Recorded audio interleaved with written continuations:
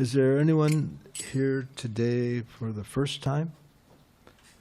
Oh, wonderful. Welcome. Thank you. You will thank yourself. First time. So before Srila Prabhupada used to speak, he would always chant this song. It's all about Krishna. So I'll chant for a little bit.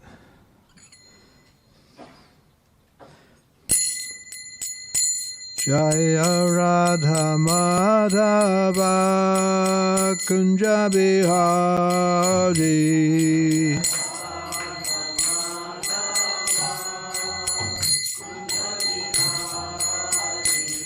Jaya Radha Madhava Kunja Bihari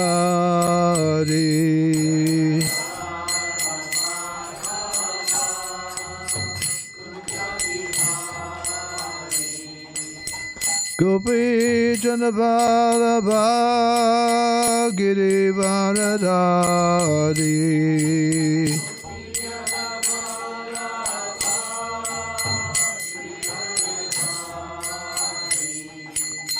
Gopi Janavallabha Girivaradari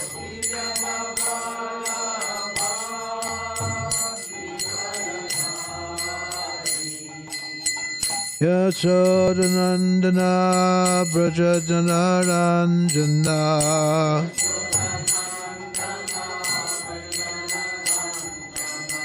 Yasodanandana Brajajanaranjana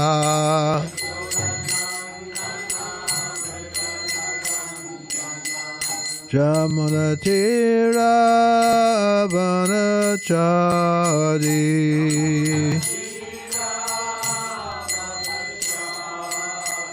Jamunatira Vanachari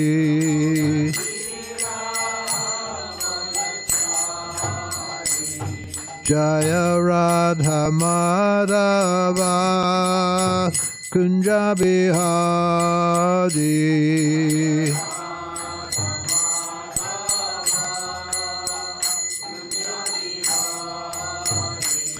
Jaya Radha Madhava Kunja Bihari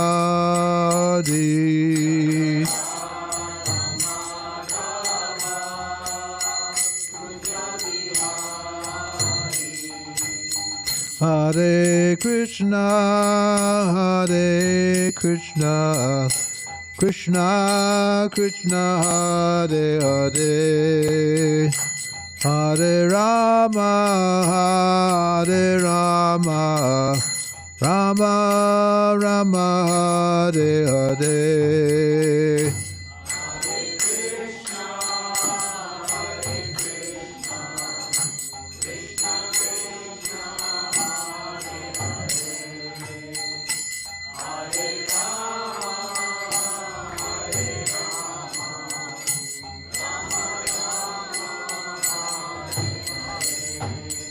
Hare Krishna, Hare Krishna, Krishna Krishna, Hare Hare, Hare Rama, Hare Rama, Rama Rama, Hare Hare. Krishna, Hare Krishna, Krishna Krishna, Hare Hare, Hare Rama, Hare Rama, Rama Rama, Hare Hare. Jaya Radha Madhava Kunja Bihari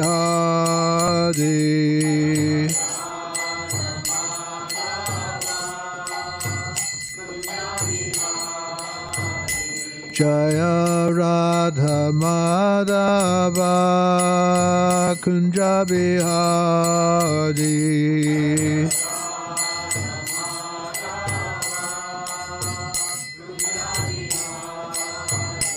Jaya Radha Madhava Kunja Bihari.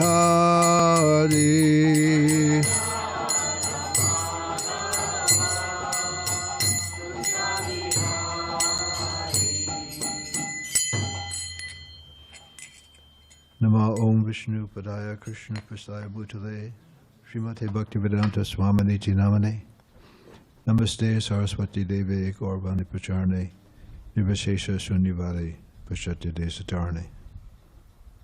Beg your pardon. I have to wear hearing protection. Before I begin, I was thinking about how I first came in contact with the Hare Krishnas at San Diego State College at the time.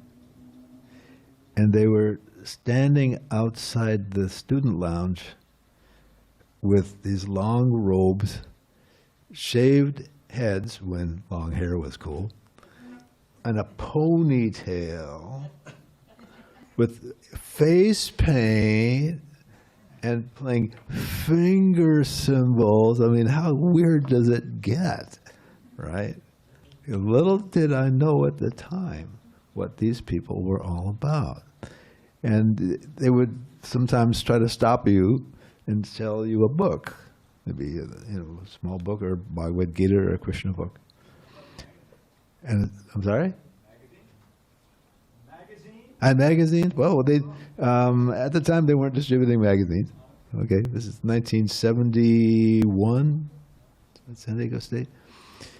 And chanting this mantra from the musical Hair. I'm like, what?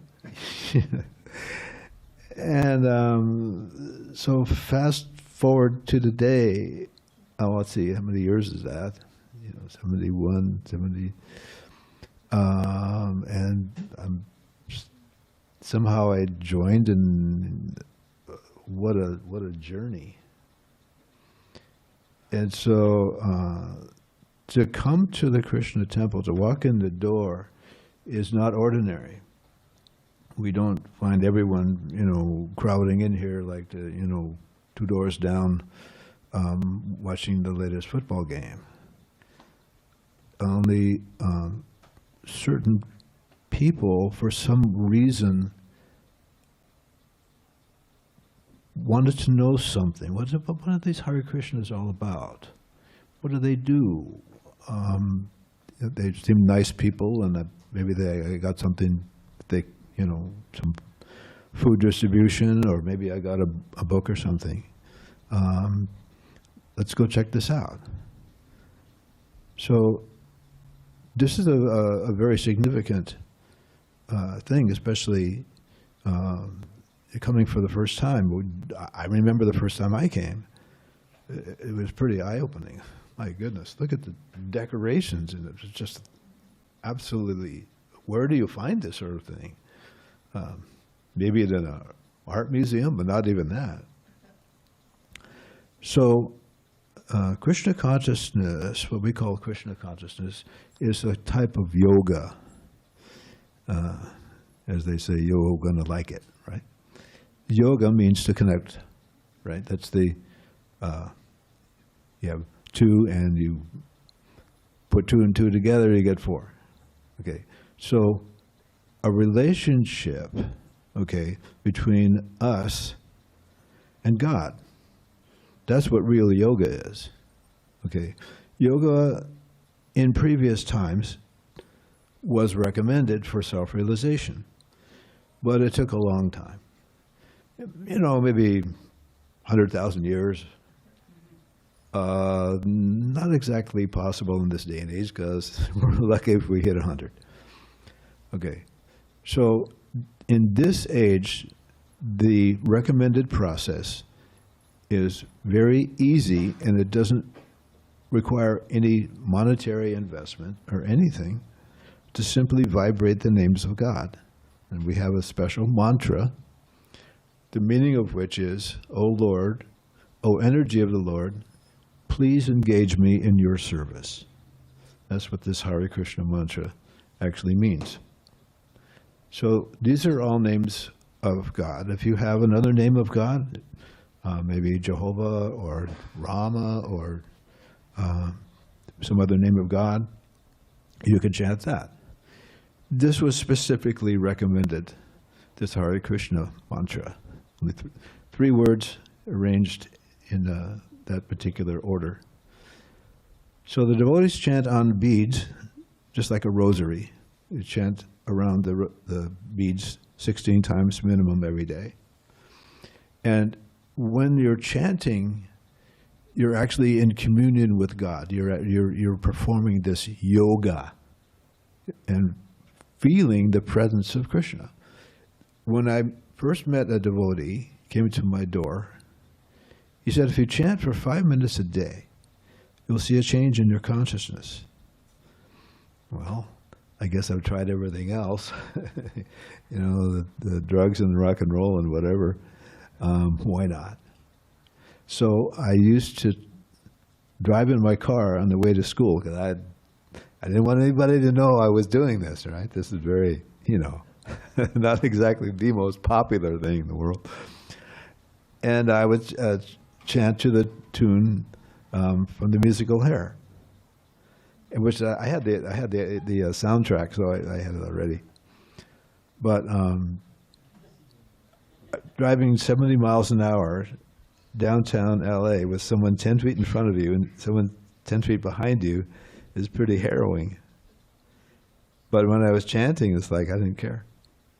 You know, I've realized there's really something to this. This is very powerful. At the time, before I started chanting, I was very depressed. My life was going nowhere fast. I'm 20 years old.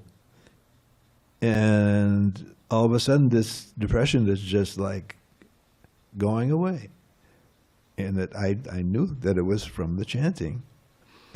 And the other thing that happened when he came to my door is this guy had a Bhagavad Gita. So he pulled out his book bag, and the first versions of Bhagavad Gita that we had were like a paperback, you know, like you'd see in, you know, an alternate bookstore, right? You know, whatever. And so he says, this is our scripture. And I'm looking at this. This is their scripture? It's just a plain paperback book? Like, okay. I said, what's wrong with the Bible? He said, well, it's older than the Bible and it has more information. Okay, it's 5,000 years old. I guess that's pretty old. Okay. So in addition to my chanting, and I started reading this book, Bhagavad Gita. The first edition that this person told me, eventually, was an abridged version. They had left out some of the explanations, or what we call purports, and so it was a smaller book. Later on, we were able to print this larger edition.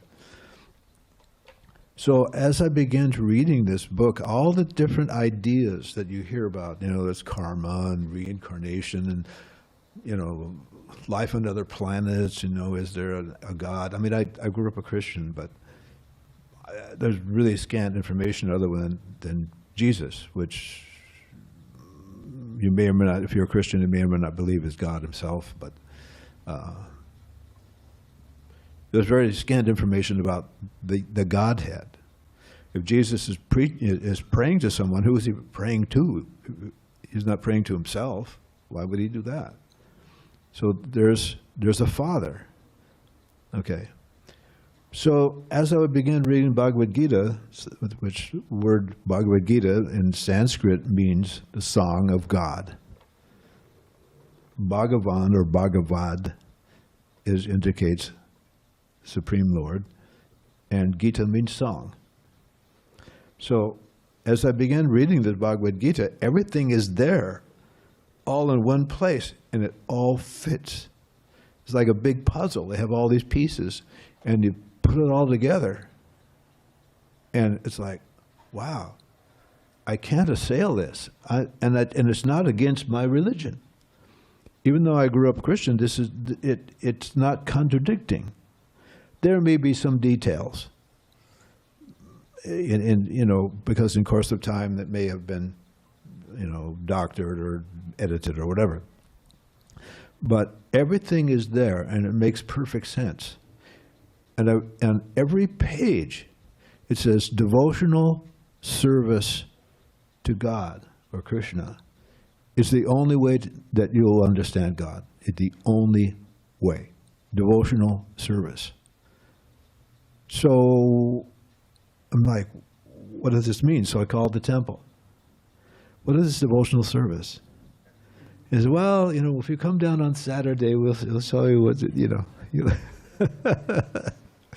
So I came down on Saturday, and I went in the office, and he said, the gentleman says, he was the president, Jai Tirtha, if you know Jai Tirtha. Show this nice young man to the kitchen. Show him some devotional service. And there it was, a mountain of pots. Okay. And the way that the temple was arranged, where you wash the pots, it used to be a school. And these little classrooms where they have a real tiny sink, about the size of a thimble, with a little thing like this. So you got the pot this big, and the sink is this big. Devotional service. Oh, I see. You do that's just what devotional service is. Okay. And that was just the beginning. So when you meet a devotee, it's very significant. Okay. Watch out, because sooner or later, it's likely that your life may take a turn in some fashion or other. Or maybe it's just something that was of interest and you had a different experience. But it's like a seed. When you plant a seed, it may not grow right away. Or it might. And so everyone's different. It may not be time. Like when I saw the Hare Krishnas at San Diego State, I was going through some hard times in my life, and it wasn't my time at that point. I was a student. I didn't have time to. I was studying and this and that. But later on, not too long after that, Krishna made this arrangement, and we all have to see that our lives are under control. And there is no such thing as chance. There's no such thing as serendipity or anything. Everything is under control. We just may not see it. Okay. So eventually, my roommate and I went to the temple, and unfortunately, I was not a vegetarian, so I didn't really like the food. One thing I liked was they had some rice pudding or something. So when we begin to see ourselves in the proper context, right? It's like those Gary Larson cartoons, they have these things that look like palm trees, and he's looking around, where am I? And then the next scene is, you are here. You're standing on, some animal's body, and those things that look like palm trees are actually hairs, right? Okay. What is our actual position on this planet? We look up on the sky, we see so many things, and we wonder about it and speculate about it. We don't even know exactly how our bodies work. There's so many things that are mysterious around us, okay? And we're like that guy is looking around, like, where am I? Okay. So this Bhagavad Gita, the Song of God, very, very interesting book, because it's like the cliff notes of the ancient scriptures called the Vedas. The Vedas were written down 5,000 years ago. In fact, writing was invented because the sages knew that in the future that our memories and our stature and everything would decrease. So previous to 5,000 years, this knowledge was spread it's an oral tradition. So you would have the spiritual authority speaking, And whatever you would hear, you remember for the rest of your life. There was no need to write it down. But in this day and age, if you told me your name, and I'm not kidding, 2 seconds later, it was John. Oh no, John, no, it's Larry, right? We don't remember anything. So they just knew this because there are ages, and they're cyclical. Just like you have winter and spring and summer and fall, there are different ages. So in this age, there was a previous one, and there was a previous one. We all know, like in the winter, you know, it's pretty much what's going to be like. The crops don't grow very well because it's too cold. You know, it's maybe snow or ice, or, you know, it's miserable. You know, so this age we're in now is kind of like the winter of ages. When this age is over, the cycle begins again. There will be a golden age, okay? But in this particular age, there's a lot of challenges. And people are not generally very much interested in spiritual life, okay? There's a lot of passion, a lot of ignorance, okay? So just before this age began, Lord Krishna appeared 5,000 years ago. And this book, this Bhagavad Gita, is one chapter out of an epic called the Mahabharata. Okay? Think like War and Peace, right? History of India. Actually, the history of Greater India, the Prabhupada says. Formerly, there was a culture that was all over the world. And you find artifacts in different countries around the world that are very similar. Why is that? Because there was a world culture, and there was a seat of power. We talk about one world government. They had a one world government, and the seat of power was in India. Okay. So 5,000 years ago, Krishna was speaking to his friend Arjuna under a very interesting circumstance. And that circumstance is there was just about to be a world war.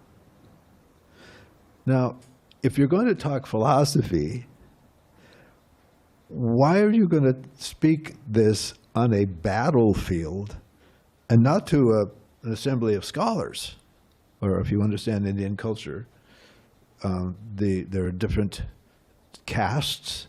Now, forget about what's going on in India today as far as the caste system, but formerly, different sectors of society were organized very carefully, and there was an intellectual class of people that were called Brahmins. They would become the priests or your teachers, right? They would give advice, and all their whole day is spent studying and teaching. They would do elaborate worship in their home and teach others to do that. They would accept charity and give in charity. That's it. They don't work. If you were a Brahmin, you couldn't have a job. And if anyone found out you were being paid, well, you were cast out. Forget about it. Now you're lowest class. Okay. So there's a very small group of people as far as numbers are concerned. So Krishna was not speaking this book to this intellectual class. He was talking to someone. His friend Arjuna was a warrior. And he's just about to begin this war. And so in this circumstance, is very unusual. The actual conversation was recorded and being, put it this way, maybe you're familiar with remote viewing, right? Some people, you can actually learn to do this. The conversation was remote viewed in the palace of the king.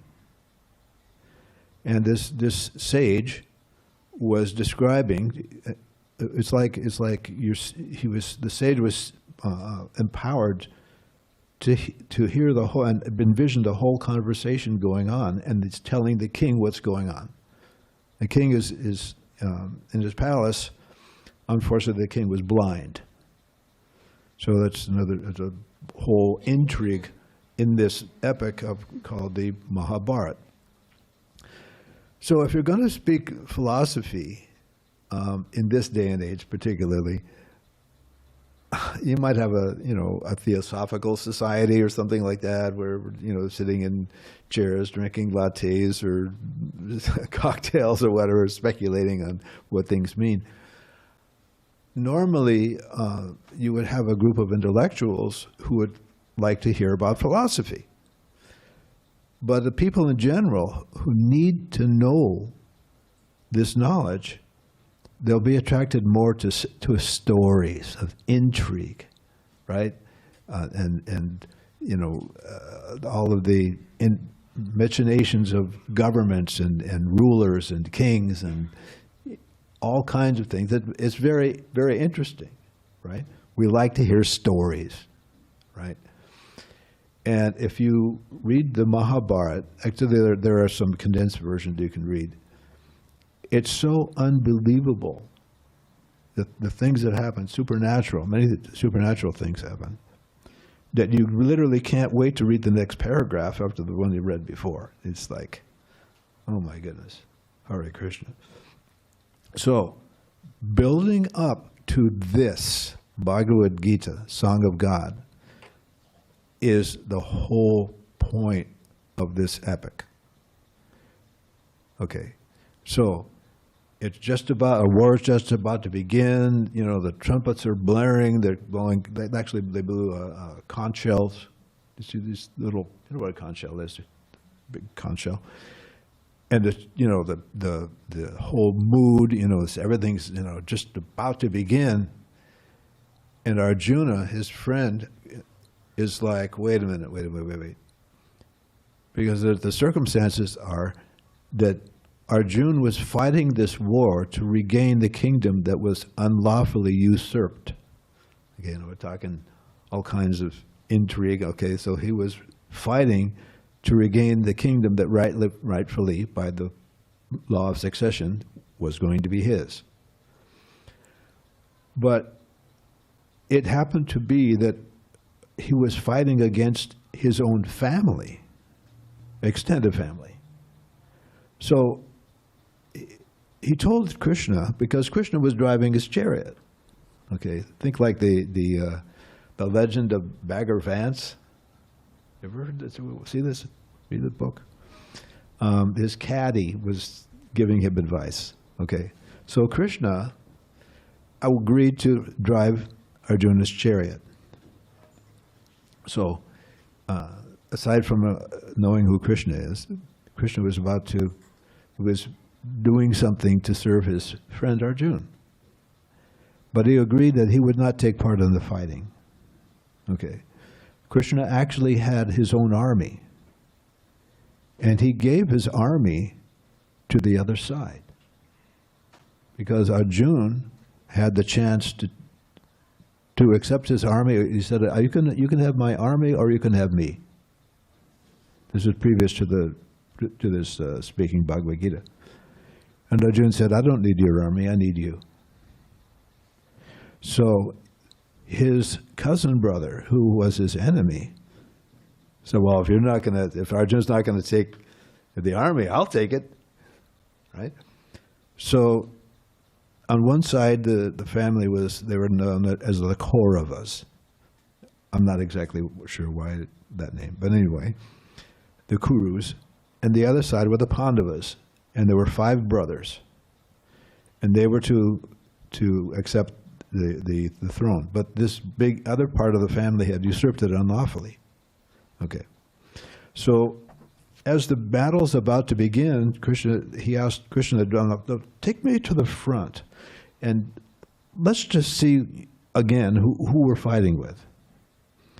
And so Krishna drives his chariot up, and he says, well, okay, Arjuna, there's your grandpa, there's your guru, and there's all your cousins and all your friends. And Arjuna's like, wait a minute, this ain't happening. He was completely, totally freaked out. Here's his grandfather, right? Arjuna was the favorite, but by the law of warriors, he was actually living at the expense of Arjuna's enemy. So he had to join them, okay? And sometimes you fight your own family.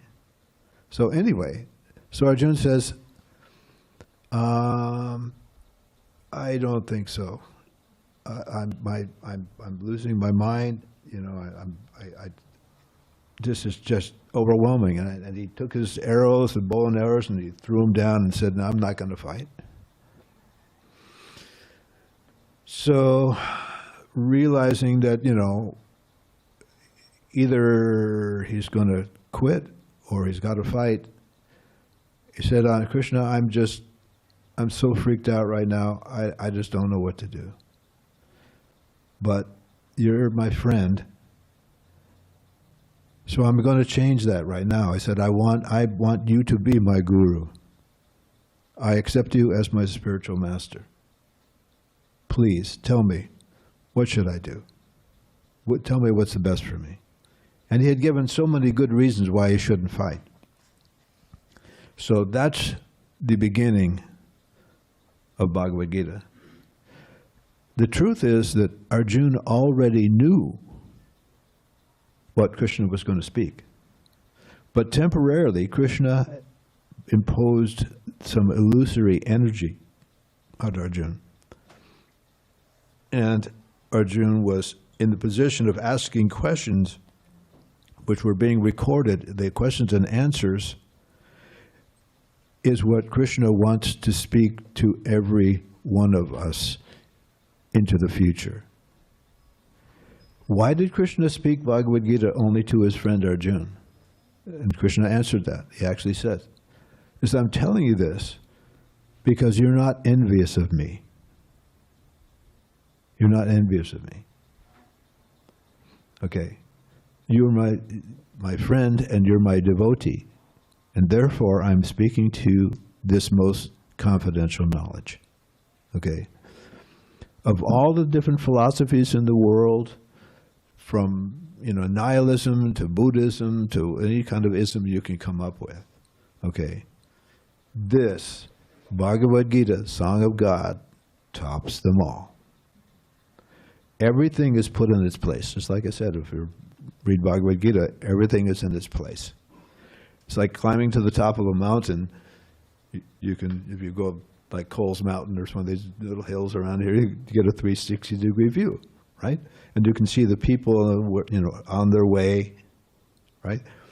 There are different kinds of yoga. There's different kinds of, people have ways of, self-realization, or maybe they've got some, Tony Robbins, self-help or whatever. Once you get to the top, you can see everything where it is. Everything in context. Everything is completely clear. Okay. So this is the pinnacle of spiritual instruction. Like I say, there are scriptures in India that were written down 5,000 years ago, but they're in Sanskrit, and who reads Sanskrit anymore? You have to go to a university and find people who study that. Okay, so the Bhagavad Gita was spoken in this language of Sanskrit. Okay, so that's 5,000 years ago. How are we going to get this knowledge? Somebody has to translate it. Okay, someone has to explain it. Okay, so in 1965, Srila Prabhupada, our spiritual master, is sitting here. He came from India because he had his spiritual master, and his spiritual master had his spiritual master, and it dates all the way back to the beginning of the creation. So it's not like the telephone game.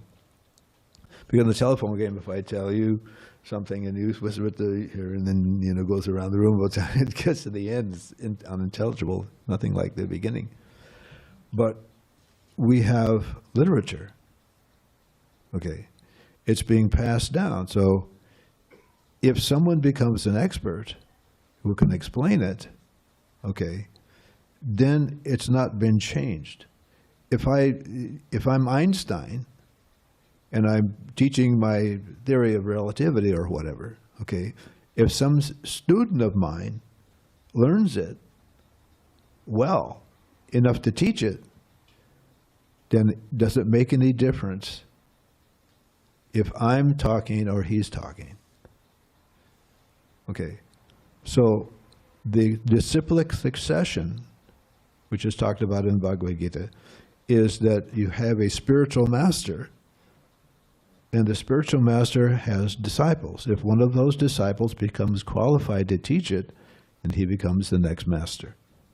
Okay. As we have found, since Srila Prabhupada left, that it is not so easy. Okay. But that's a different story. So Bhagavad Gita, Krishna is making Arjuna the first spiritual master, because in course of time, the whole philosophy, which was taught millions of years ago to the sun god, had become lost. Just like you have, in the course of time, things deteriorate, people forget, things become splayed out, especially in this age. So Krishna began a new succession, not new, but revived the succession. So 5,000 years ago, Krishna was teaching Arjuna. Okay, not because he was an intellectual, but because he was Krishna's devotee. Okay, and in the end of Bhagavad Gita, Krishna explains that don't try to explain this to non-devotees. The truth is, we're all kind of non-devotees. But the Bhagavad Gita is a very confidential information. Okay, it's for everyone, but you have to want it.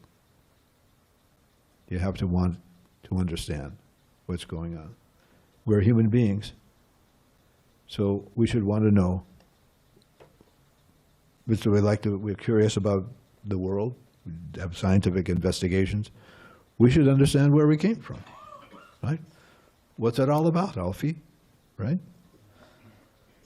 What's it all about? So I'm going to read a little bit out of this book. If you don't have Bhagavad Gita, pick one up in the bookstore. I'm trying to remember where I was before. Okay. Oh, yeah. So this is a reading from chapter 7 called Knowledge of the Absolute. So Krishna is speaking to Arjuna. So this is the actual Sanskrit with my imperfect pronunciation. In the full Bhagavad Gita, we have the actual Sanskrit, which is the different language, different alphabet. Then there's a transliteration so that you can pronounce it. And then under that are the meaning of the individual words, and then a translation. And after that is a purport. So a purport, Srila Prabhupada could have called it an explanation or whatever. But when you think about the word purport, it has more meaning than simply an explanation. It means there's something significant that you need to know to explain what this verse actually means in context. Okay. Being able to write a purport requires one to be on the highest spiritual platform. Okay, this is not ordinary. This is not some scholar in some university somewhere explaining the verses according to his own explanation, or, there are so many versions of Bhagavad Gita. And then if you read the introduction, Prabhupada says, a woman asked me to recommend an English version of Bhagavad Gita. And he said, I couldn't recommend any. Because in every case, the author has put his own ideas forward. So that's not right. Srila Prabhupada is a pure devotee. And his only intent of writing this Bhagavad Gita is to explain what Krishna was trying to explain and nothing else. Not his own explanation, not his speculation or anything else. Okay.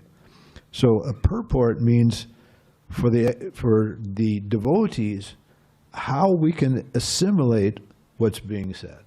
Okay. So I'm going to read this verse 24. If you want to chant along, if you know it.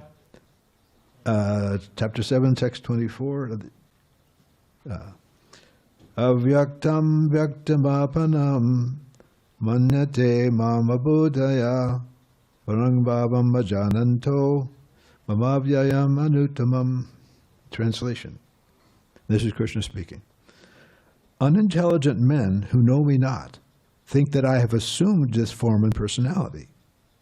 Due to their small knowledge, they do not know my higher nature, which is changeless and supreme. So here's the purport by Srila Prabhupada. They were talking, previous to that, they were talking about demigods. Okay.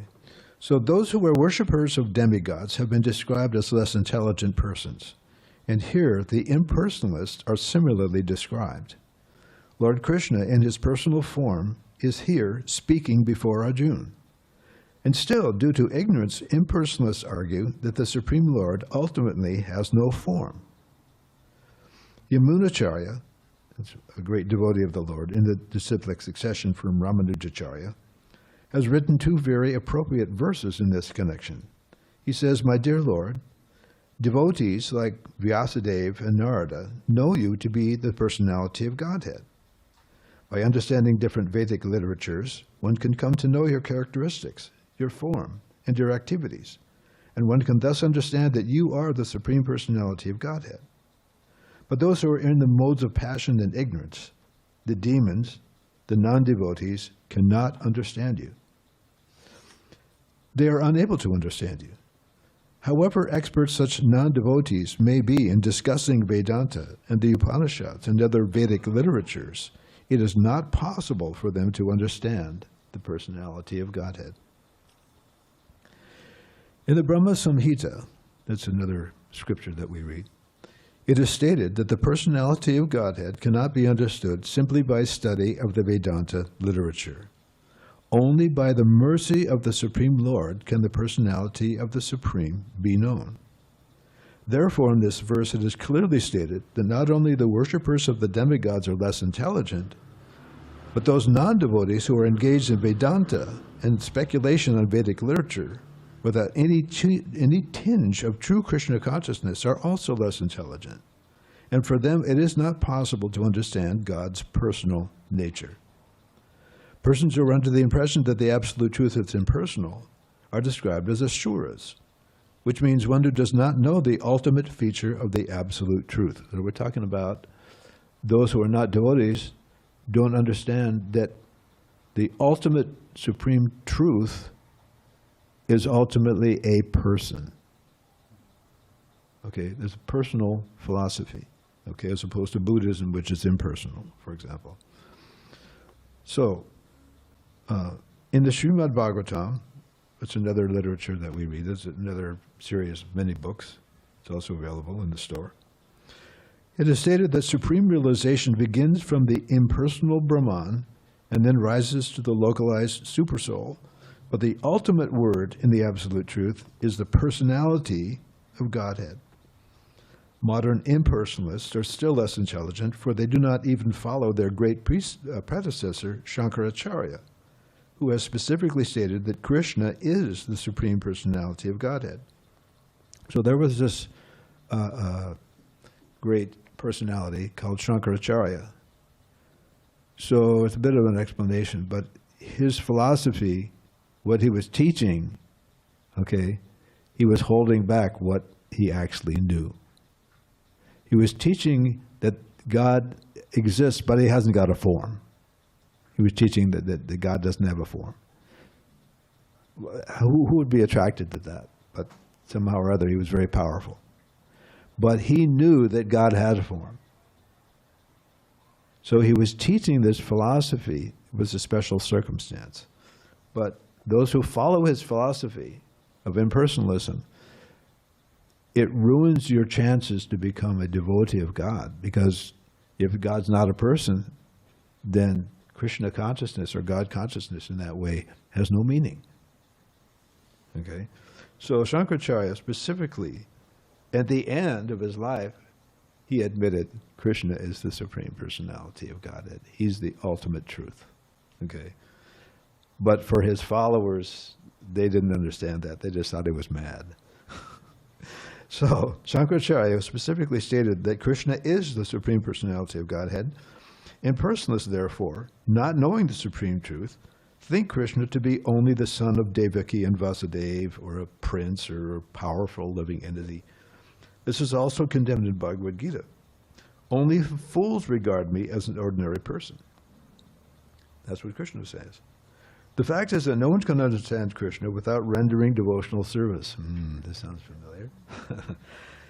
No one can understand Krishna without rendering devotional service and without developing Krishna consciousness. The Gita confirms this. One cannot understand the Supreme Personality of Godhead, Krishna, or his form, quality, or name simply by mental speculation. Okay?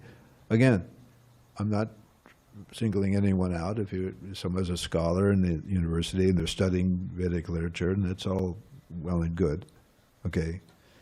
But unless you understand Krishna as the Supreme Personality of Godhead, and that he is to be understood by studying the Vedas, the whole purpose of the Vedas is to understand God and our relationship with him and what this world is and what we're doing here and what the ultimate goal of life is. Okay? A scholar, in many times, is reading and studying things from a detached point of view, right? A comparative religion, understanding things from the comfort of the armchair, but not actually engaged in the activities of devotional service. Okay? You can study Bhagavad Gita. There are scholars who study Bhagavad Gita and declare, oh my gosh, this is the most mysterious book in the world. They don't understand it. Srila Prabhupada came, taught Bhagavad Gita as it is. He called it that. Bhagavad Gita as it is. Not his own speculation, the Bhagavad Gita according to Swami Prabhupada or something like that. Okay? Bhagavad Gita as it is. Okay? So, these people who are scholars, they're not necessarily engaging their heart in trying to understand this. Okay? The devotees can understand it because Krishna enlightens the devotees. Krishna is sitting in everyone's heart. He's in the heart of every living being. He's in the heart of a tree, the heart of a bug, the heart of a bird, or any living thing. Krishna personally is present there as super soul. He knows what's going on in everyone's life. How can that be? How many living entities are there? How many millions of microbes? Every living thing, Krishna is with them in the heart. Okay, so he understands what our mentality is. He understands what we want. And if you want to understand something about Krishna, he can enlighten you. So this book is not an intellectual exercise. This book is a practical instruction of what we should be thinking and what we should be doing. But right now we're winging it. We don't know really what we should do. We just think, I want to be happy. Okay, highest happiness, we know what that is. Intoxication, or maybe some big position, or a lot of money, or a big house and a car, or what. We're winging it. We're trying to find happiness in this place. We're missing the one thing that will give us that happiness. And that is a relationship with Krishna. It's not, how do I say it? It's dynamic. Krishna is the life of all that lives. Okay, Krishna is living in everyone's heart. Okay, so he's fulfilling our desires, knowing that we really won't be completely satisfied. Okay, so we're here looking for pleasure, missing the real point because we don't know that we are actually part of Krishna. It is inconceivable. We are one with Krishna, but different. We're separated. We have individuality, and he doesn't touch that. Because if he did, then we'd be like robots. So we are meant to be pleasure givers to Krishna, because just like your hand is part of your body, the hand doesn't enjoy by itself. The hand does the work to putting food, dealing food, and putting it in the mouth, and so we're not really meant to directly enjoy. There is some enjoyment here, no doubt, but it's not very much. And so we go from one thing to the next, to the next. You get some goal, make some goal, you write it down, make so much money, and then, okay, maybe you get that money, and maybe you get that popularity. And we know the very prominent comedian somehow became so unhappy that he took his own life. Loved all over the world. He had it all. I feel like crying right now, actually. We know who it is. The complete satisfaction isn't here. It just isn't here. You take a fish out of the ocean, slather him with, copper tone, and, give him a massage and, caviar. What is this? You don't want caviar. But he can't be happy unless he goes back in the ocean where he belongs. So we are out of our element in the material world. We are now playing a role as material boys and material girls, right? Chasing each other, right? It used to be that they would teach chastity, right? So nowadays we teach the girls to be chaste and the guys to chase them. So that's modern chastity, right? It's chasing.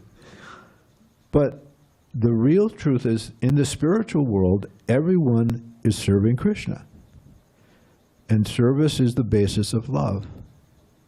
So devotional service is the nature of a soul. It is our characteristic. It's like sugar is sweet. If that powder, that sandy-looking stuff doesn't taste sweet, then it's not sugar. So the characteristic of a soul is that we naturally, in our real condition, is attracted to Krishna. And Krishna is all attractive. So it's like falling off a log. Okay? We don't know who Krishna is, and we've forgotten all of this. But we were originally with Krishna in the spiritual world, but we decided that we wanted our own kingdom. Right? Krishna is enjoying, it's just his kingdom, why can't I have mine? Right? We're in like a sandbox, playing in the sandbox. Okay? But now that we've become human beings, because there are animals too, where do they come from? Their personalities too. They just have a different body. So playing around in this world is very dangerous. Okay? Go out in the jungle, it's literally, eat or be eaten, or both. So it's a very dangerous world. So it's meant for us to wake up. There's some pleasure here. We're all coming here to be like God. We may not think of it that way, but we're all trying to enjoy. We're all trying to possess. We're all trying to control things, right? Ask me how I know. But we're actually meant to live with Krishna in a different atmosphere where everyone's trying to please Krishna. So if you have a center point and everyone's throwing the pebble in the pond in the same place, the waves are all concentric, okay? But if we throw rocks in different parts of the pond, it's all, interfering. So in this world, we're thinking, I'm the enjoyer. Right? These are my parents, or these are my kids. The dog's thinking, these are my humans. Right? Everyone's thinking from their point of view, which is basically the body. But we don't know that we're not the body. The body's just carrying us around. It's like, I'm not a car. I'm driver of the car. So we're not the body. We're the driver of the body. But the thing is that we're so small we can't see each other.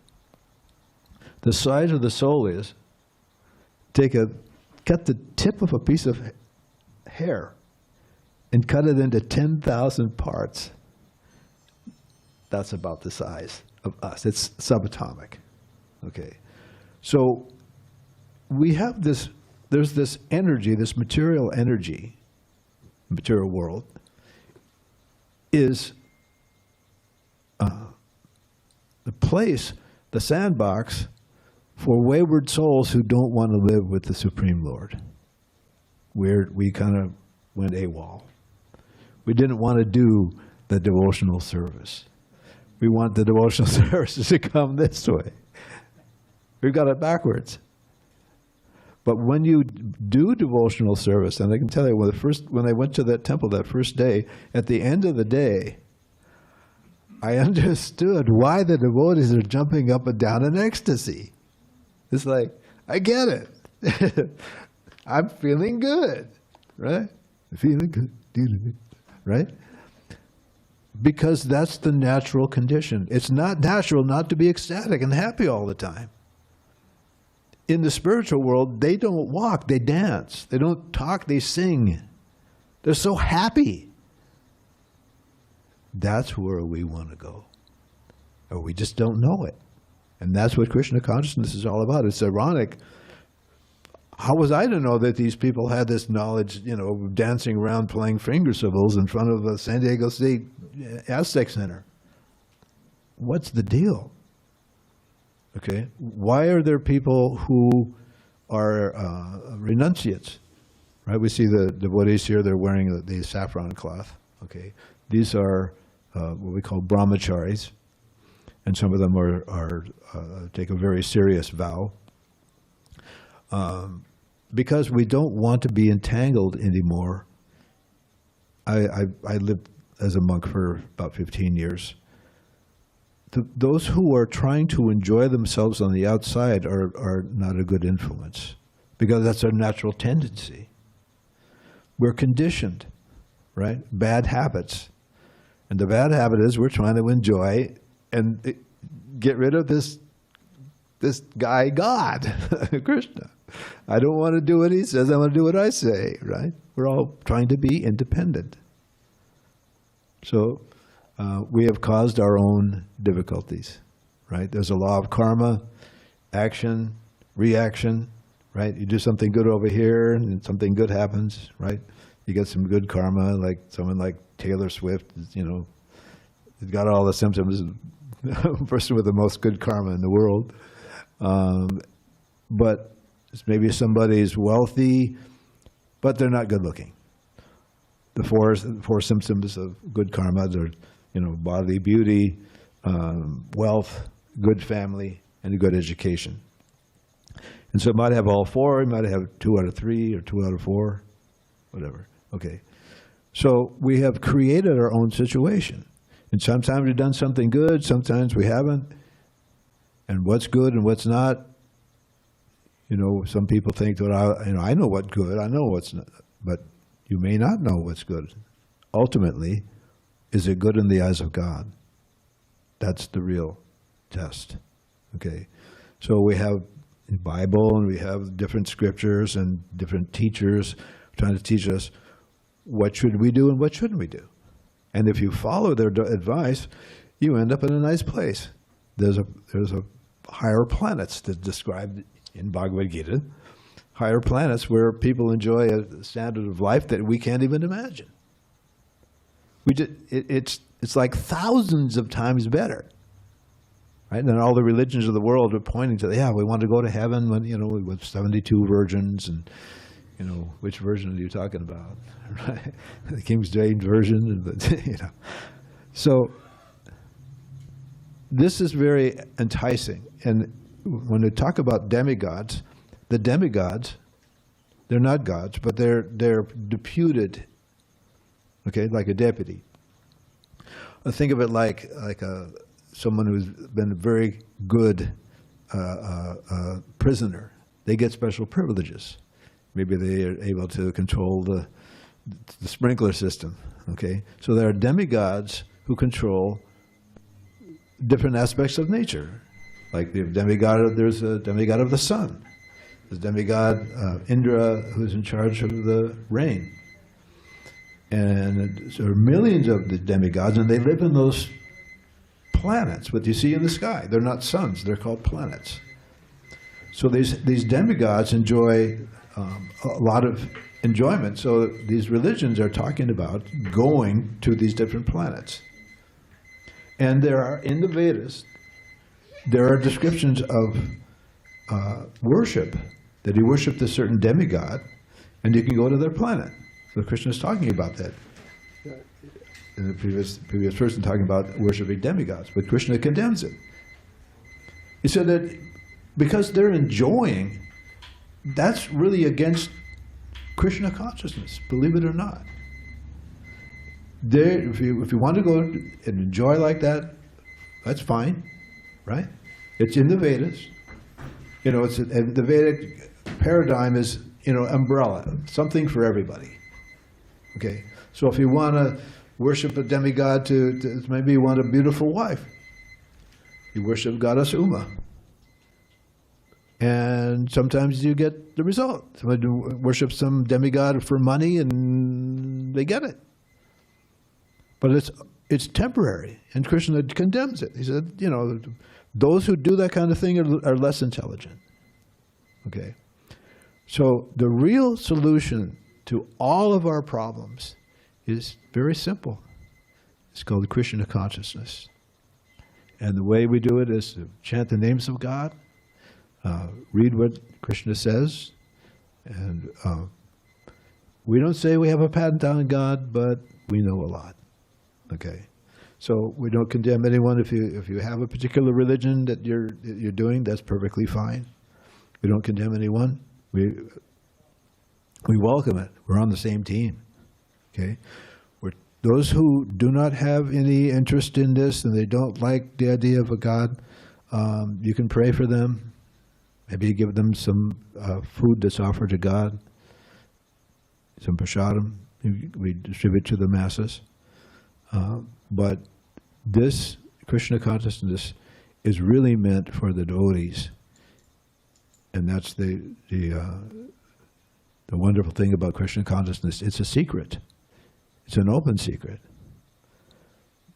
It's for everyone, but not everyone is ready for it right now. Okay? So wherever you are, even if you walk in the door and walk out and never see or talk to a devotee and you pass away, you still exist. You'll get another chance. And you'll begin from where you left off. Yes? Yeah, we got to stop. Okay, thank you very much. Hare Krishna. I'll go ahead to the Prabhupada.